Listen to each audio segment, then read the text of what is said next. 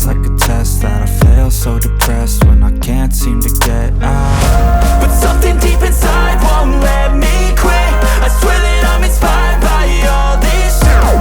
Tell me that I can't and I won't. That's what guides me the most. Your lies, I'll do what I want. Gas in the back of the sun, never leave. She's so bad that the chick made the brag. The gas in the back of the sun, never leave. She's so bad that the chick made the brag. The gas in the back of the sun, never leave. She's so bad that the chick made the brag. The gas in the back of the sun, never leave. She's so bad that the chick made the brag. I'm inspired by thirst, I'm inspired by worth. I desire your worst, so you can just hide while I work. I ain't tired, you first. I'll write a second, third verse about the lies you go disperse. You never did shit, I know it hurts. But something deep inside won't let me quit. I swear that I'm inspired by all this shit. Tell me that I can't and I won't. That's what guides me the most. Your lies, I'll do what I want. The gas in the back of the sun, never leave. She's so bad that the chick made the brag. The gas in the back of the sun, never leave. She's so bad that the chick made the brag. The gas in the back of the sun, never leave. She's so bad that the chick made the brag. The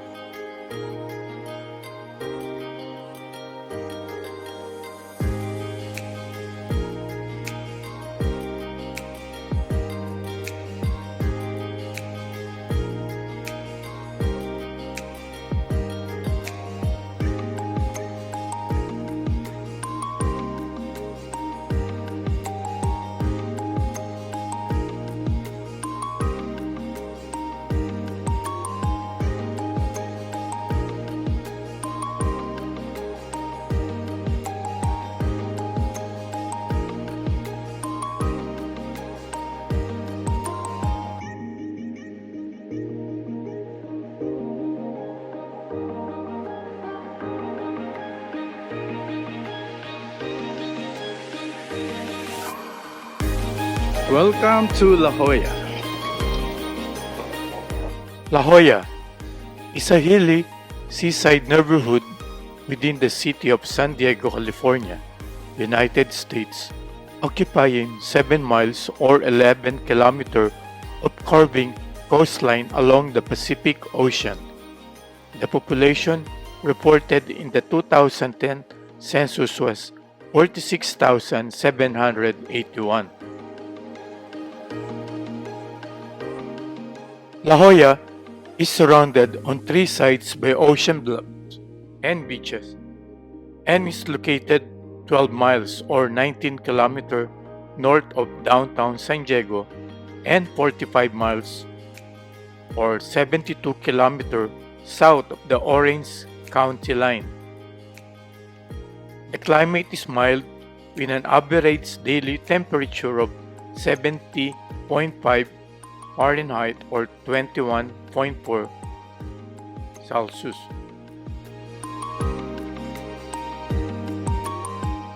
La Jolla is home to many educational institutions and a variety of businesses in the area of lodging, dining, shopping, software, finance, real estate, bioengineering, medical practice, and scientific research. The University of California, San Diego, or UCSD, is located in La Jolla, as are the Salk Institute, Scripps Institute of Oceanography, part of UCSD, Scripps Research Institute, and the headquarters of National University, though its academic campuses are elsewhere. Attractions and activities. La Jolla is the location of Torrey Pines Golf Course, the site each January or February of a PGA Tour event formerly known as the Wick Invitational and since 2010 called the Farmers Insurance Open. Torrey Pines also hosted the 2008 US Open and will host the 2021 US Open. Nearby are the De Facto Nude Beach, Black Beach, and the Torrey Pines Glide Sport.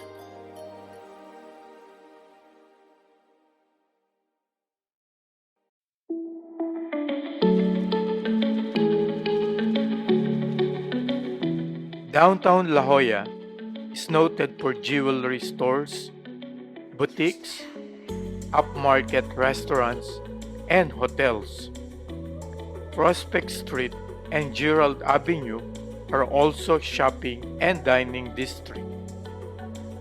The Museum of Contemporary Art, founded in 1941, is located just above the waterfront in what was originally the 1915 residence of philanthropist Ellen Browning Scripps. The museum has a permanent collection with more than 3,500 both 1950 American and European works, including paintings, works on paper, sculptures, photographic art, design objects, and video works.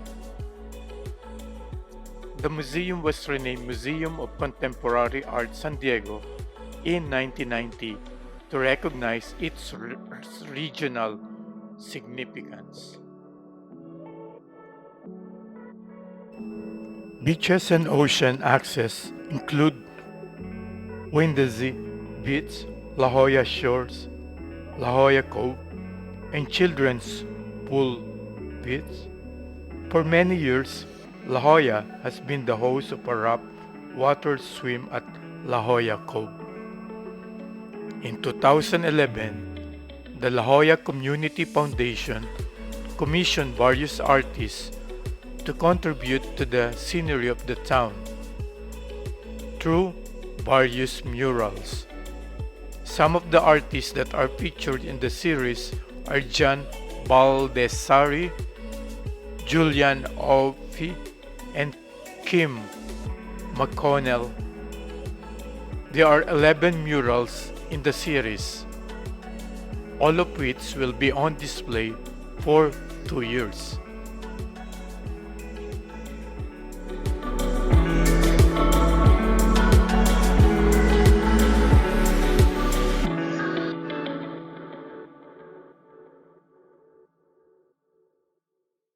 Good evening everyone, I'm Joseph Saez and right now I'm here in La Jolla Village. Enjoy my vlog and the view here in this beautiful location in San Diego.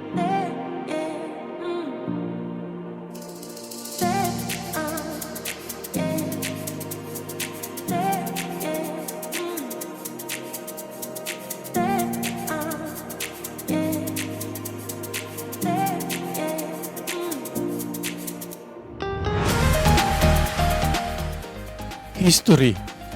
Origin of the name. Local Native Americans that Kumeyaay called this location Matkulaoyoy or Matkulala, meaning land of holes, or Mat equals land. The topographic feature that gave rise to the name holes is uncertain. Probably refers to sea level caves located on the north facing bluffs, which are visible from La Jolla shores. It is suggested that the Kumeyaay name for the area was translated by the Spanish settler as La Jolla. An alternative pseudo-etymological suggestion for the origin of the name is that it is an alternative spelling of the Spanish phrase La Joya, which means the jewel. Despite being disputed by scholars, this derivation of the name has been widely cited in popular culture. This supposed origin gave rise to the nickname the Jewel. The name may also come from the Spanish La Joya, meaning a geographic hollow. Differing spelling convention over the years would permit this to be written as La Joya.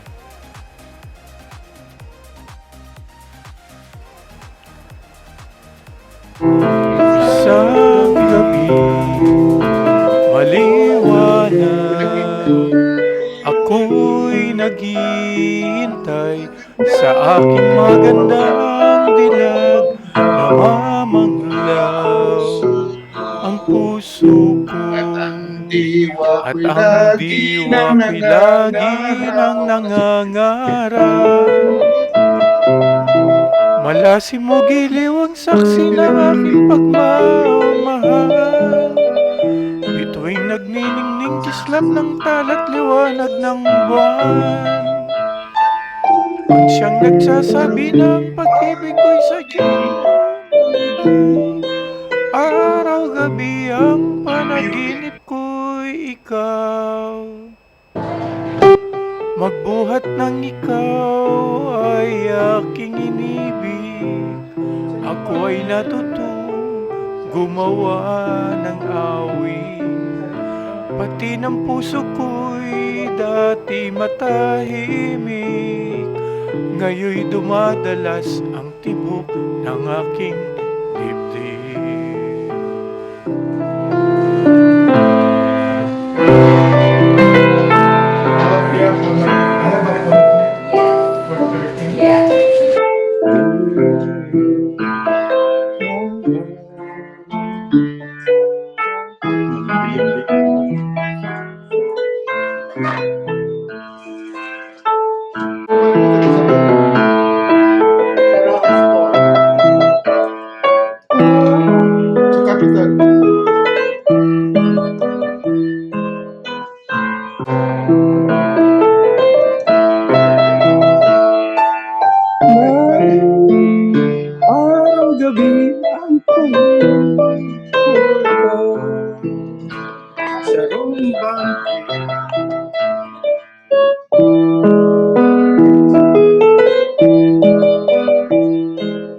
Sunny Jim Cave. Sunny Jim Cave is one of the 7 unique La Jolla Cove caves, having been open to the public since 1903. The cave boasts a fascinating history and a little bit of folklore from the man who discovered and dug the tunnel to bootleggers and an old cafe. Early visitors had to descend by rope.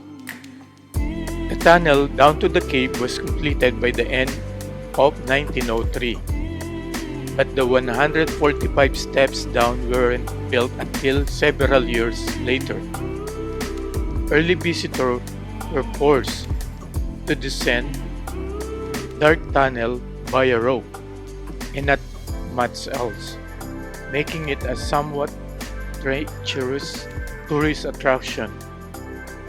Despite its precariousness, the cave, upon first opening, was instantly popular, drawing at least 200 visitors per day at just 50 cents each. A restaurant, the Crescent Cafe, once occupied the cave store site. High above Emerald Cove on Goldfish Point in the early 1900s, the Crescent Cafe was a convex-shaped building near the caves where snacks and beverages could be savored with an incredible view after a visit down to Sunny Jim Cave. It sat 10 feet north of where the current shop is today. Sadly, the Crescent burned to the ground in 1915. The arsonist was believed to be William Peck, the same man who burned Ellen Browning's script South Malton Villa on Prospect Street a few years earlier. Bootlegger and smugglers found their own uses for the cave. The opening of Schultz Passageway was attractive to more than just tourists. According to legend, bootleggers used it to tunnel whiskey to San Diego distributors during Prohibition. Later, smugglers of illegal immigrants were also said to frequent the cave, using it as a stowaway spot and passageway for their mostly Chinese guests.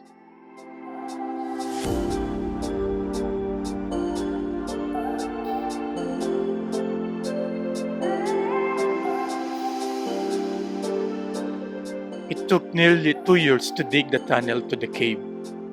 In 1902, a German professor and mining engineer named Gustav Schultz became fascinated with the caves he spotted along La Jolla coast. He hatched a plan to construct a tunnel through Sunny Jim to enable visitors a one-of-a-kind view and charge them for it. Of course, little did he know it would quickly become one of La Jolla's biggest attractions. For the next year and a half, Schultz and his hired laborers used picks and shovels to slowly tunnel upwards through the roof of the largest cave, finally emerging above the cliffs and 6 other sea caves. It's been used as a movie set. The cave has frequently been used as a set for movies, including Neptune's Daughter and several pirate-themed features, which make sense.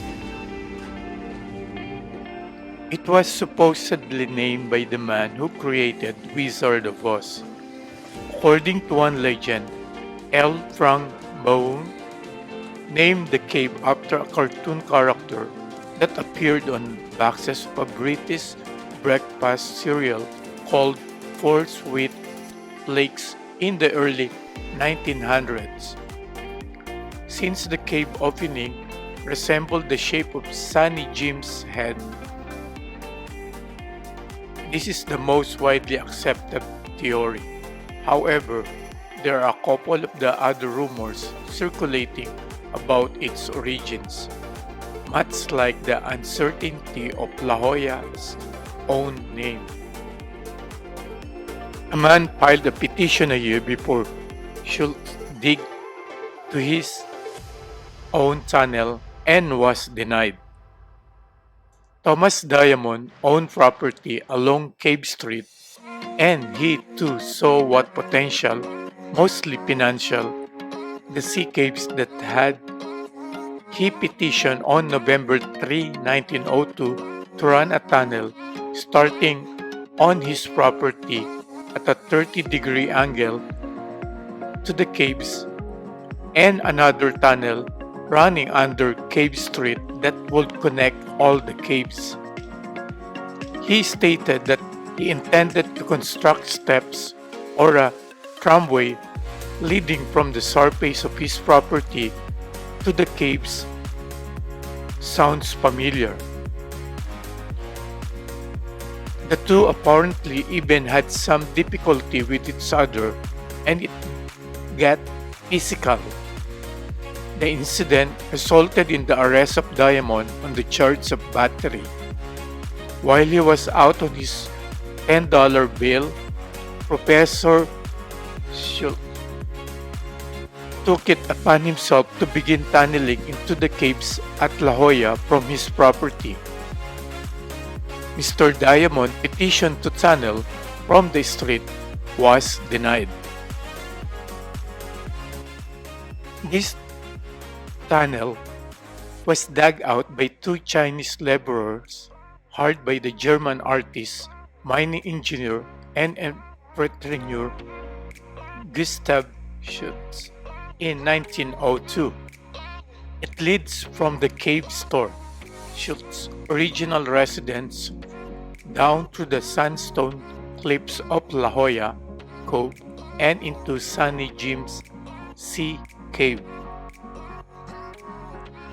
Tours are approximately 15 to 20 minutes long and self-guided. You have the entire tunnel and sea cave for yourself and your party unless you came on one of walk-in days. Come prepared to both descend and climb the original 144 stairs, roughly a 5-minute ascent at a gentle pace. Experience a real piece of San Diego history at the Cave Store.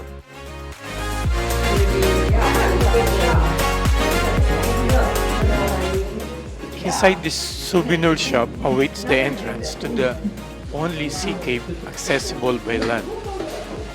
Sunny Jim Sea Cave. It's a sometimes slippery walk down the staircase into the cave, so be mindful of small children. Once inside, it's fun to hear the echo of the ocean and occasional sea lion. A small admission fee is required. Along the way to the Cove Store, you pass Clams Cave, another of La Jolla's 7 sea caves, which is the only sea cave in California that you can see from land. There's no need to plan a ton of time for this side adventure, maybe 30 minutes, including the walk from La Jolla Cove, and it's not necessary if you are on a short time.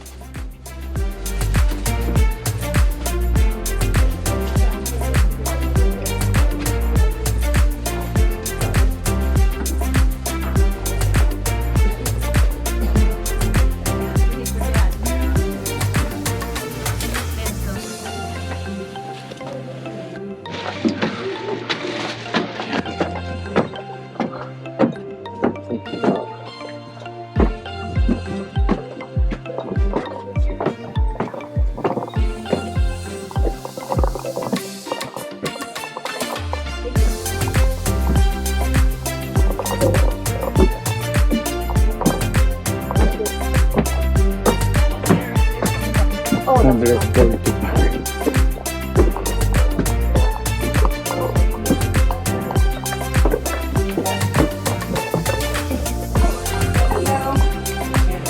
Yung German siguro yung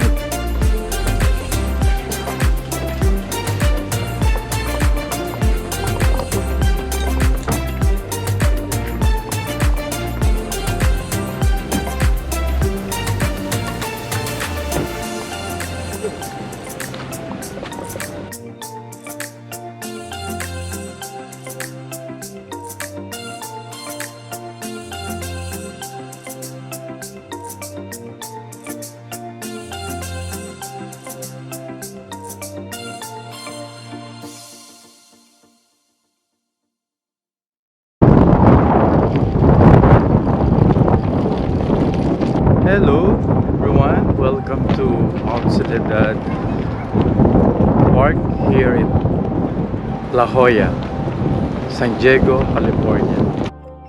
Mount Soledad Cross. The Mount Soledad Cross, formerly known as the Mount Soledad Easter Cross, is a prominent landmark located on top of Mount Soledad in the La Jolla neighborhood of the city of San Diego, California. The present structure was erected in 1954. It is the third Christian cross in that location, the first having been put in 1913. Architect Donald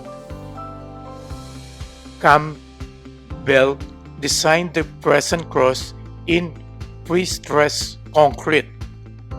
It is 29 feet or 8.8 meter tall, 43 feet or 13 meter including the base, with a 12-foot 3.7 meter arm spread.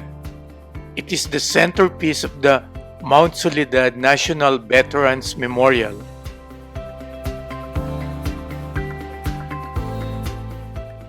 Beginning in 1989, almost 10 years before the immediate area around the cross was turned into a war memorial until 2015, the Mount Soledad Cross was involved in continuous litigation regarding its legal status.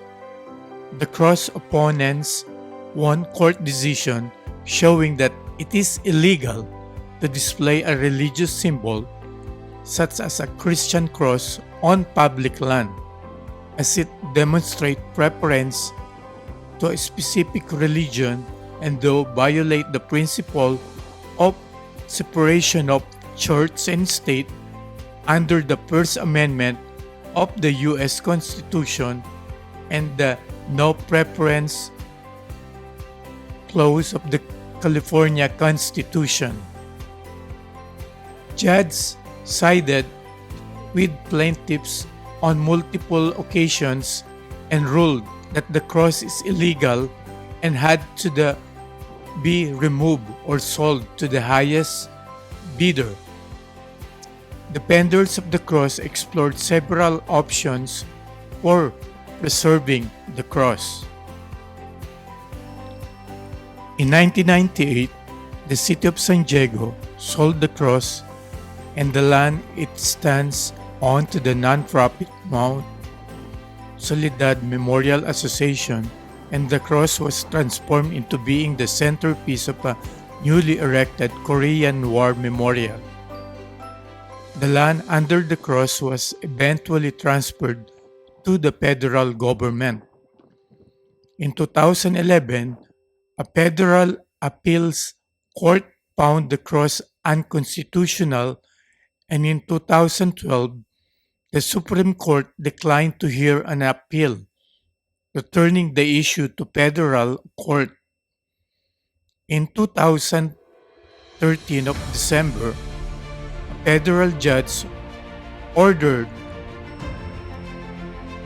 the cross to be removed but stayed the order pending appeal. In June 2014, the Supreme Court declined to review a case concerning the cross as the previous appeal had not been heard. In December 2014, Congress passed and President Obama signed the National Defense Authorization Act for fiscal year 2015, which included a provision that authorized the Secretary of Defense to convey the cross to the Mount Soledad Veterans Memorial Association subject to certain conditions. On July 20, 2015, the Mount Soledad Memorial Association bought the land under the cross from the Department of Defense for $1.4 million, ending its unconstitutionality. History. 3 differently shaped Christian crosses have been constructed since 1913 on city government property at the apex of Mount Soledad, or Mount Soledad Natural Park in the mountain of La Jolla. The original wooden cross on Mount Soledad was erected in 1913 by private citizens living in La Jolla and Pacific Beach, but was stolen in 1923. Later that year, it was affixed back in the ground in Mount Soledad Natural Park and later burned.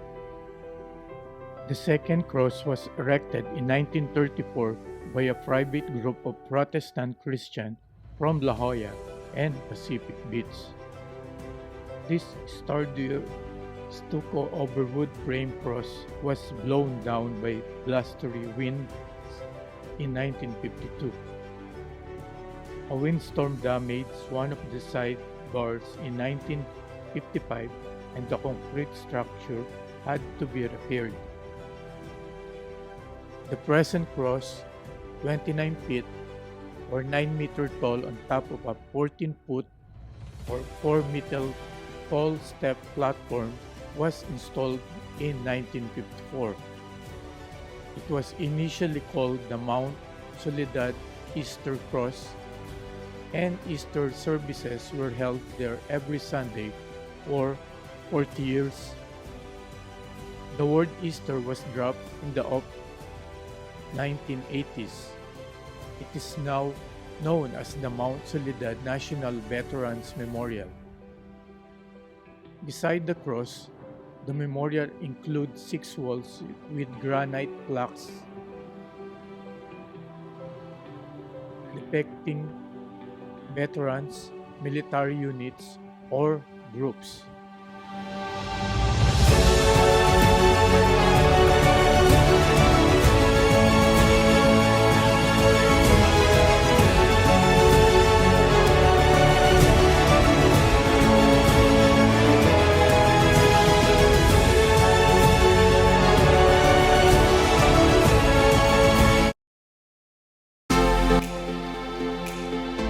Black Beach is a secluded section of beach beneath the bluffs of Torrey Pines on the Pacific Ocean in La Jolla, San Diego, California, United States. It is officially part of Torrey Pines State Beach. The northern portion of Black Beach is owned and managed by the California Department of Parks and Recreation, while the southern portion of the beach, officially known as Torrey Pines City Beach, is jointly owned by the City of San Diego and the State Park, but is managed by the City of San Diego.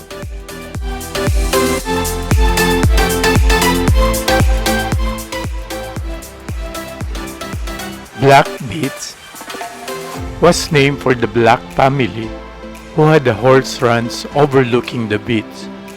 They sold the land and then it was subdivided into La Jolla Farms lots. The farm's residents retain the Black family's private road to the beach. Many mansions can be seen in the southern portion of the beach, including the Salk Mansion.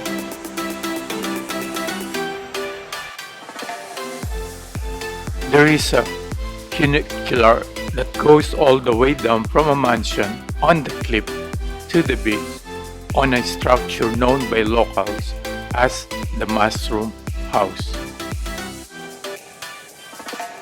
A submarine canyon tunnel strolls into Black Beach, making it appealing to surfers but dangerous for inexperienced swimmers. Usually, lifeguards are at the beach until 6 p.m. year-round. Due to budget cuts, lifeguard patrols were limited but have increased because of funding of UC San Diego. Stingrays can be found along the coastline when the water gets 50 degrees. Black Beach in San Diego is one of the largest nude beaches in the United States and is popular with Southern Californian nudists and naturists. Originally, including the current Torrey Pines State Beach, Black Beach was the first and only public nude beach in the country for several years in the mid-1970s. Because Black Beach was traditionally recognized as a clothing optional beach, nudity is tolerated for the portion of the beach that is managed by the state park. Until 1977, the city portion of Black Beach was posted as swimsuit optional. In that year, nudity was prohibited on the part of the beach. The clothing optional portion of Black Beach begins about 100 yards or 91 miles south of the trailhead leading to the Torrey Pines Glider Fort and runs north for approximately 141 miles or 1.8 kilometer to the beach Steel Buoy south of Flat Rock Point.